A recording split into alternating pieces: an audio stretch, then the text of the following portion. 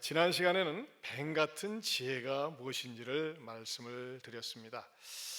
뱀 같은 지혜가 필요합니다. 이 험한 세상 살아가는데 지혜가 없으면요, 이용당하고 배신당하고 미련함의 구렁텅이로 빠지기가 쉽습니다. 지혜가 필요합니다. 지혜가 없을 때 말이죠, 사기당하는 거 아니겠습니까? 지혜는요, 우리들의 삶을 갖다가 억울하지 않게 만들어 줍니다. 분하지 않게 만들어 줍니다. 뱀 같은 지혜가 있을 때 어떤 위기 상황을 잘 피해갈 수 있고 대처해 나갈 수 있다고 하는 것입니다. 그러나 뱀 같은 지혜만 있다면 어떠한 일이 전개될까요? 굉장히 약삭 빠르다. 야, 저 친구 머리 회전이 굉장히 빨리 돌아가. 그런 말을 듣지 않겠습니까? 뱀 같은 지혜만 있는 사람은 이 땅에 살면서 저 친구는 재주는 좋아. 돈 버는 재주가 있어가지고 어쩌면 저렇게 돈도 잘 버는지 몰라. 어떻게 출세도 잘하는지 몰라. 그런 말을 듣습니다. 그러나 부러워는 할 수 있지만 존경의 대상은 되지 못합니다. 우리 가운데 그런 사람들 종종 있지 않습니까? 여러분, 이완용이라는 사람은 굉장히 머리가 좋은 사람입니다. 그 당대요, 공부도 정말 많이 했고 머리도 좋고 말도 잘하고 그야말로 인물도 잘생겼대요. 정말 뱀 같은 사람이에요. 하지만 그 뱀 같은 지혜만을 가지고 있는 그가 자기 자신의 입심양명을 위해서 어떻게 합니까? 우리나라를 팔아먹지 않습니까? 매국노라고 하는 이름이 이완용에게 붙어 있지 않습니까? 우리 그리스도인들은 뱀 같은 지혜를 필요로 하지만 뱀 같은 지혜만을 가지고 살아서는 안 됩니다. 뱀 같은 지혜만을 가지고 있게 되면 그것이 나쁜 방향으로 나가게 되면 다른 사람에게 고통을 주고 다른 사람에게 해를 가져다 줄 수 있기 때문이죠. 그래서 우리 주님께서는 우리들에게 신앙생활의 양면성, 균형을 가르쳐 줍니다. 그건 뭐죠? 너희가 뱀같이 지혜롭고 비둘기같이 순결하라고 하는 것입니다. 자, 이 비둘기같이 순결하라고 하는 말씀의 의미는 무엇일까요? 먼저 첫째는 비둘기는 순결하다고 합니다. 비둘기는 순결하다. 사실 아파트에 거주하는 분들이 비둘기 때문에 속상할 때가 많이 있습니다. 아파트 베란다에 착 달라붙어 가지고 말이죠, 떠나지도 않고 거기다 막 오물을 갖다가 만들어 놓고 그런 경우가 있어요. 그런 거 뭐 비둘기가 꼭 깨끗한가 이렇게 생각할 수도 있습니다. 하지만 비둘기 속성은 굉장히 순결하다고 합니다. 비둘기는 한번 짝을 맺으면 끝까지 정절을 지킨다고 그러죠. 우리가 소위 짐승만도 못하다는 말이 비둘기에게는 통하지 않습니다. 비둘기를 누구 얘기하면 조건모독이라고 하지 않을까 이렇게 싶습니다. 비둘기의 순결, 한번 짝을 맺으면 정절을 지키는 이 아름다운 비둘기의 삶은 우리들에게 교훈을 줍니다. 사실 우리 시대에 순결하게 산다, 깨끗하게 산다, 청결하게 산다, 별로 인기가 없습니다. 구닥다리처럼 그렇게 살아. 즐기고 살아야지, 재밌게 살아야지. 그것이 우리 시대에 화두가 되고 어떻게 하면 좀 더 재미있게, 즐겁게, 화통하게, 쾌락 중심으로 살 것인가, 그것에 대한 관심들이 많이 있습니다. 하지만 성경에서는 재미가 인생의 전부가 아니라고 하는 것입니다. 종종 사람들이 헤어지는 이유가 나는 좀 더 나은 행복을 찾아서 헤어져야 되겠다, 그렇게 이야기합니다. 하지만 여러분, 행복이라고 하는 것은 저절로 만들어지는 것이 아니라 쌍방이 노력을 해야 됩니다. 피차가 힘을 써야 됩니다. 그렇지 않고 단순히 성격 차다 또는 마음에 들지 않는다, 이제 사는 것이 지루하다, 그래서 헤어진다고 하는 것은, 이것은 하나님 앞에서 죄라고 가르쳐 줍니다. 얼마 전에 SK 최태원 회장이 감옥에서 나오면서 오른손에 두툼하게 책을 가지고 서 있더라고. 인터뷰하는데 보니까 성경책이에요. 야, 저는 그때 놀랐어요. 저 양반이 감옥에서 예수님 만났나 보네. 열심히 성경책을 자기가 보다가 다 못 본 성경책을 그대로 들고 나왔다는 거예요. 그래서 굉장히 감옥에 있으면서도 죄를 많이 반성하고 회개했는가 보다, 그렇게 생각을 했습니다. 근데 몇 주 지나지 않아서 충격적인 뉴스를 들었어요. 자기 부인하고 지금 이혼하려고 지금 소송 중이라는 겁니다. 그러면서 내연녀가 있었고 또 내연녀를 통해서 난 아이도 있다는 거예요. 와, 헷갈려요. 아니, 어떻게 자기 처를 버릴 수가 있는가? 물론 두 사람만의 무슨 사연이 있겠죠. 그 내용은 뭐 전혀 공개되지 않아서 모르겠어요. 하지만 여러분, 어떻게 성경 찬송을 끼고 나온 사람이 이미 내연녀가 있고 내연녀 사이에 아이가 있고 그리고 이제 아내하고 헤어지려고 한다. 이게 바람직한 것입니까? 아무리 성경 찬송을 끼고 나온다고 할지라도 성경에 기록된 내용대로 살지 않는 것은 올바른 그리스도인의 삶이 아니라고 하는 것이죠. 여러분, 성경에서는요, 조강지처를 버리는 것은 잘못된 것이고 악이라고까지 성경은 가르쳐 줍니다. 우리가 가정을 꾸려서 생활을 하면서 종종 하나님 아버지, 하나님의 뜻을 찾기를 원합니다 하면서 하나님의 뜻을 찾습니다. 근데 성경에서 가르쳐 주고 있는 하나님의 뜻은 뭔지 아십니까? 데살로니가전서 4장 3절에서 5절을 우리 한번 같이 읽어보겠습니다. 같이 읽어봅니다. 하나님의 뜻은 이것이니 너희의 거룩함이라. 곧 음란을 버리고 각각 거룩함과 존귀함으로 자기의 아내 대할 줄을 알고 하나님을 모르는 이방인과 같이 식욕을 따르지 말고. 식욕이 아니라 사격입니다. 사격. 네, 괜찮습니다. 다 맞게 알아들으니까. 여러분, 성경에서 가르쳐주는 순결은 뭡니까? 부부간의 거룩함과 존귀함으로 자기 아내를 대하고 아내도 남편을 그렇게 대해야 한다는 것입니다. 가정의 정절을 남편이 지켜줘야 되고 아내가 지켜주어야 합니다. 또 그런 모습을 자녀들이 보고 자라날 때 건강하고 행복한 가정이 무엇인지 자기네들도 꿈꾸면서 살아갈 수 있다고 하는 것이죠. 여러분, 작년에 미국 연방 대법원에서 최고의 권위기관인 미국의 대법원에서 동성 결혼은 합법이다, 동성애는 합법이다 딱 결정을 했어요. 아무리 미국이 강대국이고 미국의 대법원이라 할지라도 대법원도 성경에 어긋나는 짓거리를 할 수 있다는 겁니다. 대법원에서 합법이라고 했지만은 여러분, 잘못된 겁니다. 여러분, 생각을 해보세요. 만약 우리 사회가 남자와 남자끼리 결혼을 하고 여자가 여자끼리 결혼하는 사람들이 늘어나고, 그럼 아이는 어떻게 낳느냐? 아이는 말이죠, 고아원이나 다른 데서 버린 아이들 입양해서 키운다. 그러면 아이가 엄마와 아빠를 놓고서 누군가한테는 엄마라고 불러야 되는데 남자가 둘이에요. 누구한테 엄마라고 하겠어요?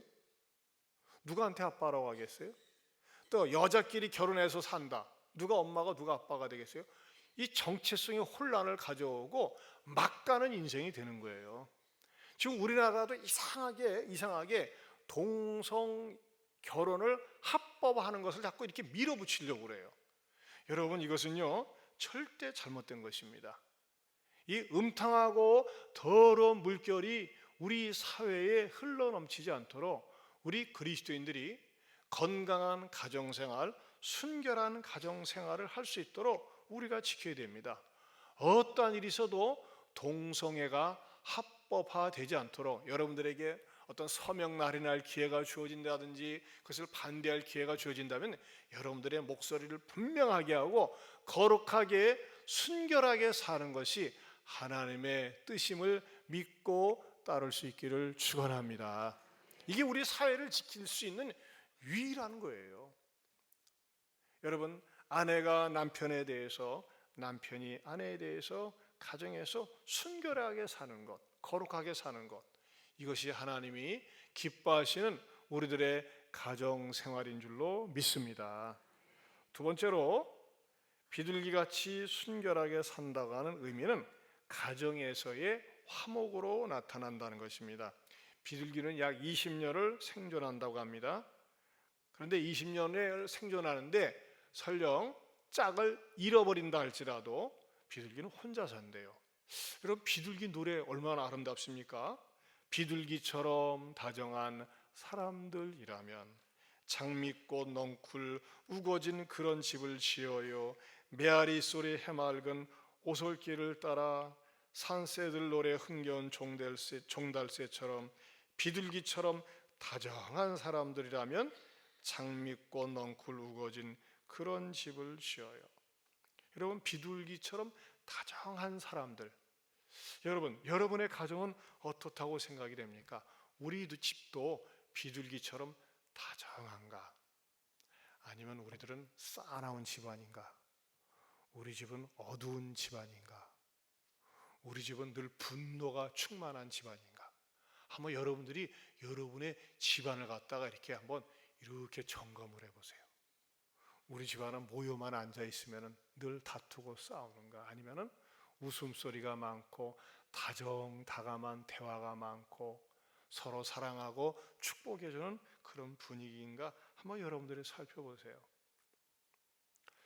어떤 가정이 다정한 가정일까요?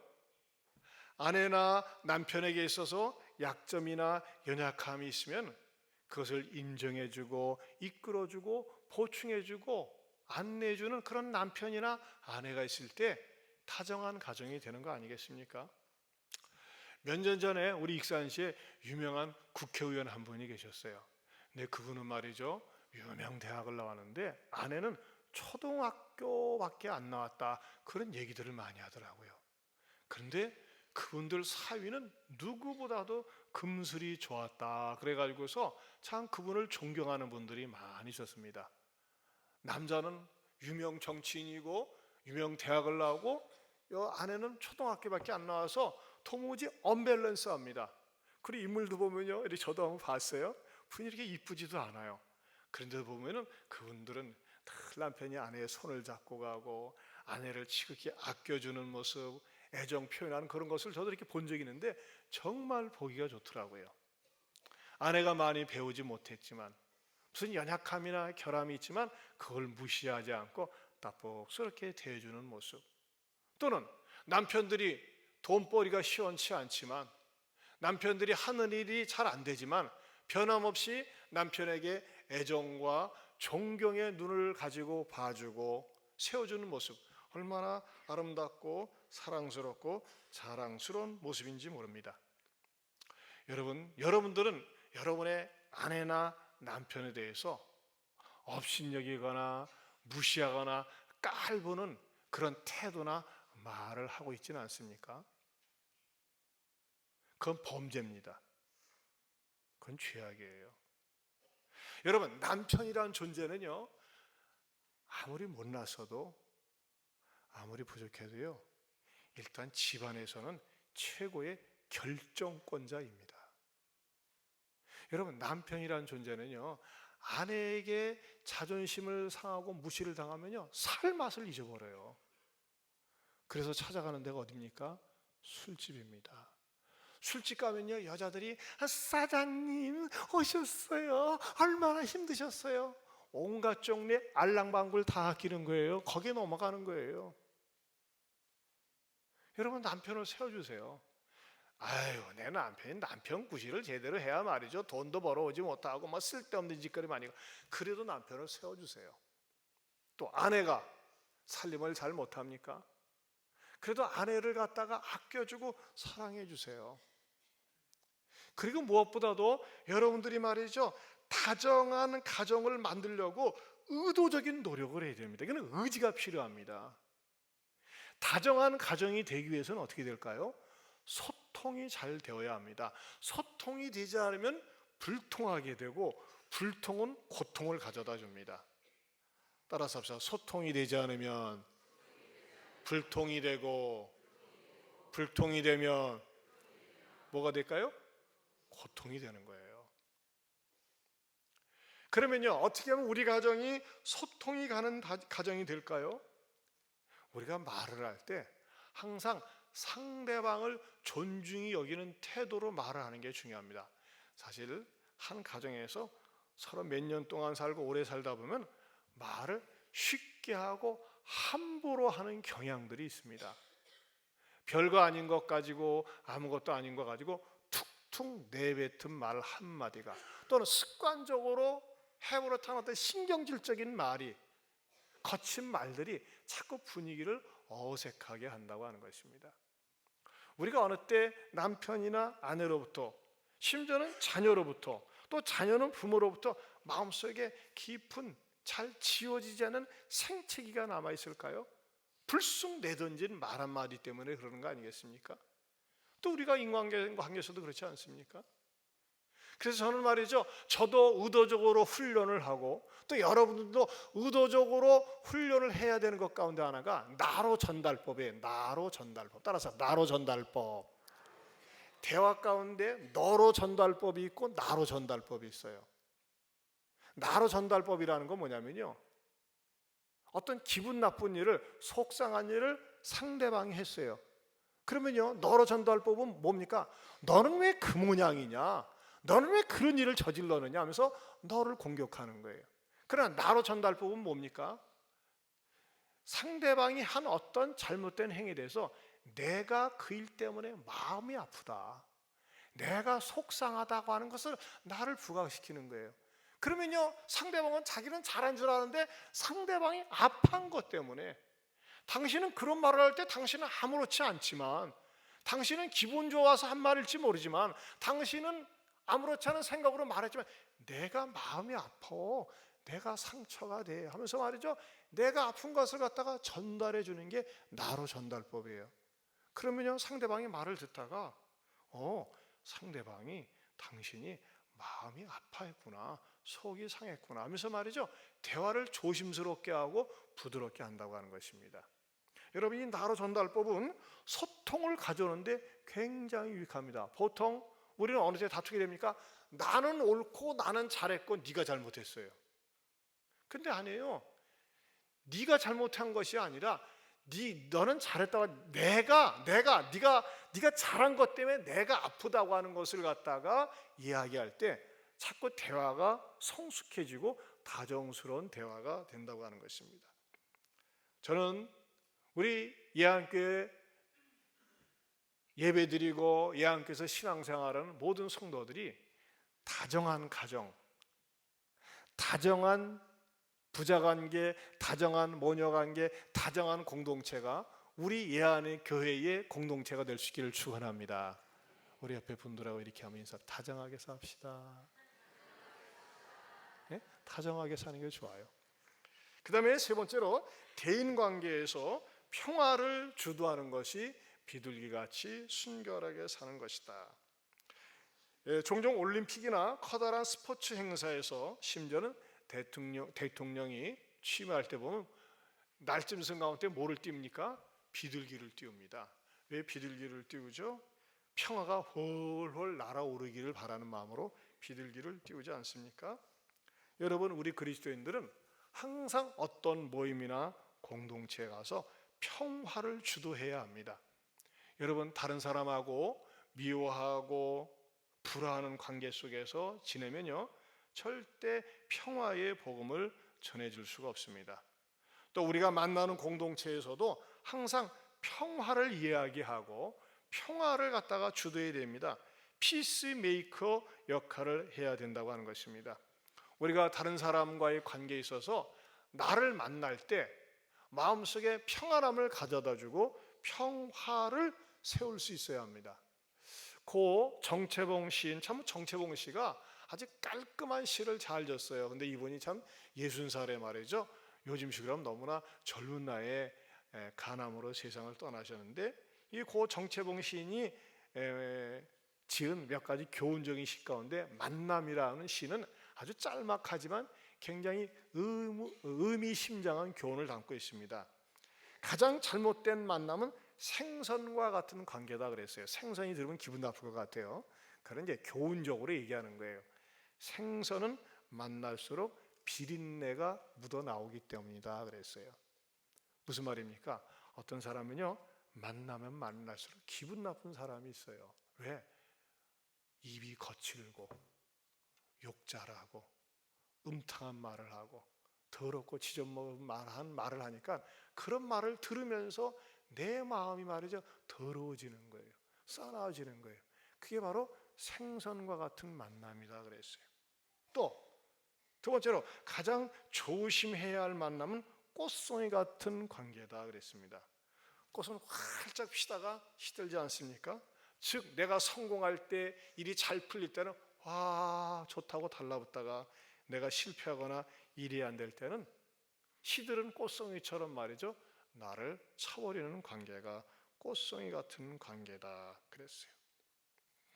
세 번째로 가장 비천한 만남은 건전지와 같은 만남이다 그랬습니다. 여러분, 배터리 힘 있을 때는 이걸 끼고 마이크, 이런 무선 마이크도 배터리로 사용하는 거 아닙니까? 힘 있을 때는 소리가 잘 나요. 그러나 다 쓰게 되면, 방전하게 되면 배터리 버리지 않습니까? 저 사람이 좀 권력이 있는 것 같아, 출세한 것 같아, 돈 좀 번 것 같아, 유명해진 것 같으면 확 달라붙다가 힘 빠지고 돈 없고 실패한 것 같으면 싹 떠나고 외면해 버리는 그런 만남, 그것이 바로 이 건전지와 같은 만남이 아닐까요? 또 네 번째로는 지우개 같은 만남이 있다 그랬어요. 지우개, 금방 만남이 순식간에 지워지는 겁니다. 만나서 말이죠, 세워라 내워라 시간 다 보내고 만나고 안 하면 허망해지는 거예요. 에이 괜히 만났네. 그런 만남, 지우개 같은 만남. 죽마고우, 죽치고 마주 앉아서 고스톱치는 우정의 관계, 이런 게 바로 지우개 같은 만남 아닐까 싶습니다. 그런데 가장 아름다운 만남은 손수건과 같다 그랬어요. 자, 손수건은 어떤 역할을 합니까? 힘이 들 때 닦아주고 슬플 때 나를 위로해주는 그런 손수건, 위로해주고 격려해주는 만남이 손수건과 같은 만남이다 그랬어요. 이게 정채봉 시인이 얘기한 건데, 저는 여기다가 묵상을 하면서 또 하나 제가 플러스 알파를 했습니다. 양말과 같은 만남. 여러분, 양말은 어떤 기능을 합니까? 처음에는 깨끗하게 나한테 다가옵니다. 발을 따뜻하게 해줍니다. 그리고 온전을 신고 다니면 뭐예요? 내 몸에는 땀이나 때가 양말에 배이죠. 그리고 벗어서 던집니다. 여러분, 사람들 가운데 그런 사람이 있어요. 나를 따스하게 해주고 내 때를 덮어주고 나를 감싸주는 그런 사람, 얼마나 고맙습니까? 그런데 양말과 손수건은요, 다른 것과는 달리 재활용할 수가 있어요. 다시 빨 수가 있어요. 여러분, 그리스도인들이 손수건과 양말과 같은 그런 만남이 되어야 되지 않겠습니까? 우리는 어느 때 재활용이 됩니까? 이 세상에 살면서 다른 사람 닦아주고 위로해주고 따스해주고 그러다가 말이죠, 내가 지저분해졌어요. 근데 하나님 앞에 나와서 예배를 드리면서 은혜를 받으면서 다시 깨끗하게 씻겨지는 거예요. 새로워지는 거예요. 또 새로운 마음으로 나갈 수가 있어요. 저는 그러한 만남이 우리 예한교회 성도들 가운데 이 손수건이나 양말과 같은 그런 만남으로 세상 사람들에게, 내 주변 사람들에게 다가갈 수 있기를 축원합니다. 한번 여러분들이 여러분 자신을 한번 체크해 보세요. 나는 다른 사람들에게 어떤 만남으로 비춰질까? 혹시 생선처럼 냄새만 풍긴다고 하는 그런 사람은 아닐까? 또는 꽃송이 같은 만남, 건전지와 같은 만남, 지우개 같은 만남은 아닐까? 아닙니다. 저는 저나 여러분이나 많은 사람들에게 평화를 가져다 주는 만남, 아무리 만나도 지루하지 않고 만나면 만날수록 정말 신뢰심이 쌓여져 가고, 그리고 위로와 힘을 얻는 아름다운 긍정의 만남, 평화스러운 만남을 주도하는 그런 사람들이 저와 여러분이 될 수 있기를 주님의 이름으로 축원합니다. 네 번째는 신앙의 순결이라고 하는 것입니다. 예수님께서는 뱀 같은 지혜와 비둘기 같은 순결을 가르치면서 가장 강조하고자 하는 말씀은 저는 신앙의 순결이라고 봅니다. 여러분, 신앙의 순결 가운데서도 가장 중요한 순결이 있어요. 그건 뭘까요? 교리적 순결입니다. 교리적 순결. 따라서 교리적 순결. 교리적 순결은 성경적 순결입니다. 성경 안에 있는 진리를 있는 그대로 믿는 것입니다. 이 교리적 순결을 위해서 우리는 어떠한 일이 있어도 이것을 지켜야 됩니다. 동성애 반대하는 거, 이거 교리적 순결입니다. 신천지나 또는 안상홍 하나님의 교회나 여화정이나 통일교 이런 이단에 절대 내 마음을, 내 생각을, 내 지식을 조금도 양보할 수가 없습니다. 우리는 올바른 성경적인 진리를 내 것으로 삼고 그곳에 머리를 숙여서는 안 됩니다. 요즘 참 군대가 좋아요. 그 아이들의 동태에 대해서 그 밴드가 만들어져 있어가지고 아이들의 군 생활에 대해서 이렇게 한 번씩 이렇게 밴드를 열어보면은 한 번씩 이렇게 사진이 뜹니다. 이제 제 아들이 이번에도 이렇게 밴드를 열어보는데 이번 설 전후에서 어떻게 지내는가 궁금해서 봤더니 뭐 동영상을 찍어가지고 인사도 나오고 그러는데 이 아이가 찍은 것이 아니라 다른 그 부대원이 찍은 그 사진을 2장을 딱 보고 나서 제 마음속에 참 하나님께 감사하다 그런 마음을 가졌습니다. 그 2 장면의 사진은 뭐냐? 첫 번째는요, 큰 느티나무 보이지 않습니까? 제가 몇백 년 된 느티나무에 이 탄약창 근처에 있는 것 같아요. 그때 제 아이가 뭐 자치 분대장으로 임명을 받아가지고 분대장들을 인솔해서 갔는데, 자, 느티나무 앞에 명령을 받았대요. 저 고목나무 앞에 가서 뭐 하라고요? 복을 빌라고 목례를 하면서 말이죠. 복을 빌라고 기도하라고 그랬대요. 근데 화살표로 찍힌 놈이 지 아들놈입니다. 저는 목을 딱 이렇게 세우고 있어요. 작년에도 그 추석 제사상 앞에 10명의 그 대원들 가운데서 딱 둘 가운데서 하나가 딱 머리를 수그리고 나는 우상에게 절할 수 없습니다. 그런 모습을 보여주더니 이번에 느티나무 앞에서도 저렇게 서 있어요. 근데 사진이 희미하게 보이는데 그 다음에 말이죠. 그 탄약청 안에서 그 일을 하다가 순직한 그 최윤수라고 하는 그 병사 앞에 그 묘비명에 가서 막걸리 따라 놓고 다 이렇게 다 명복을 빌자 하면서 하는데 보세요. 그 몇 명이 있어요? 전부 8명인데 가운데 서 있는 놈이 지 자식입니다. 근데 머리를 딱 세우고서 말이죠. 아닙니다. 사자 앞에 죽은 자 앞에 머리를 숙일 수 없습니다 하면서 서 있어요. 이게 어디서 나왔어요? 평소의 신앙적인 가르침을 통해서 나온 겁니다. 여러분, 이 세상은요, 우리들로 하여금 세상 우상 앞에, 세상 심 앞에 머리를 숙으리라고 그래요. 세상 신에게 머리를 숙으라고 가르칩니다. 하지만 여러분, 우리가 제대로 가르쳐야 돼요. 절대 우상에게 절할 수 없습니다. 죽은 자 앞에 절할 수 없습니다. 산 사람에게는 100번, 1000번이라도 절을 할 수 있습니다. 그러나 사자 앞에, 죽은 자 앞에 절을 하는 것, 그것은 우상이라고 하는 것입니다. 우상 숭배라고 하는 것입니다. 이것뿐입니까? 여러분, 우리가 신앙생활하면서 신앙생활의 순결이 중요합니다. 신앙생활의 순결. 신앙생활의 순결 가운데서 가장 중요한 게 뭘까요? 날에 대한 순결이 중요합니다. 요즘 사람들이 말이죠, 주일날을 대충 넘어가거나 생략하거나 빠뜨리는 경우가 많이 있어요. 여러분, 모든 날들이 내 날이 아니에요. 일주일 가운데서 주일날은 하나님의 날입니다. 주의 날입니다. 여러분, 주일날을 갖다가 세상에 빼앗기는 것은 날에 대한 순결을 잃는 것입니다. 여러분, 우리가 하나님 앞에 우리 예안교회에서 재직으로 집사로서, 권사로서, 안수집사, 장로로서 직분이 주어졌습니까? 이런 분들 충성하셔야 돼요. 만약에 충성하지 않고 교회만 왔다 갔다 한다, 이것은 충성에 대한 순결을 빼앗기는 것과 같습니다. 또 하나님께서 나에게 직장을 주시고 물질을 주셨는데 나만을 위해서 씁니까? 이것은요, 물질에 대한 순결을 잃는 것과 마찬가지입니다. 저는 제가 목회를 하면서 이런 분들을 볼 때 너무나 안타까울 때가 많이 있습니다. 두 부류가 교회를 떠나는 경우가 있어요. 너무나 세상 사는 게 재미있고 즐거워가지고 그 날개를 갖다가 세상 속으로 깊이 빠져나가는 부류가 있고, 또는 신앙생활하다가 때로는 상처를 받고 어려워가지고 낙심이 되어서 이게 물질적인 것이 되었든지 어떤 인간관계에 되었든지 어떤 것이 되었든지 낙심이 되어가지고 신앙 자체를 놓아버리고, 그리고 세상에 미끄러져서 세상으로 돌아가는 경우입니다. 그런데 이런 분들을요 계속 마음을 두들겨 보면 희한해요. 갈수록 마음이 강팍해져요. 단단해져요.